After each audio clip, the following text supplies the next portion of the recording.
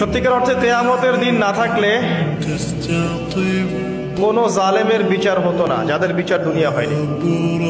কথা কি বুঝতে পারছেন?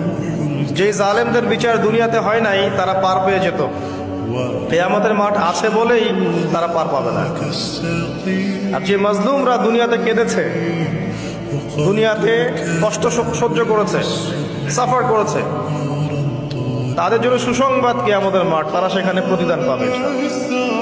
এই জন্যই কিয়ামতের মাঠের দরকার ছিল, না হলে সব জালেম কি হতো? পার পেয়ে যেত, যারা দুনিয়াতে বিচার পায়নি। তাহলে কিয়ামতের মাঠে উঠে দেখবেন যে কিছু কিছু মানুষের ঘাড়ের মধ্যে দেখবেন রিলিফের মাল আছে। হ্যাঁ, কিয়ামতের মাঠে উঠে দেখবেন কিছু মানুষের ঘাড়ে রিলিফের মাল আছে, টিন আছে, গম আছে, চাল আছে, ত্রাণ আছে। নবী সাল্লাল্লাহু আলাইহি ওয়াসাল্লাম বলেছেন, যে যেটা আত্মসাৎ করবে সেটা নিয়ে কিয়ামতের মাঠে উঠবে।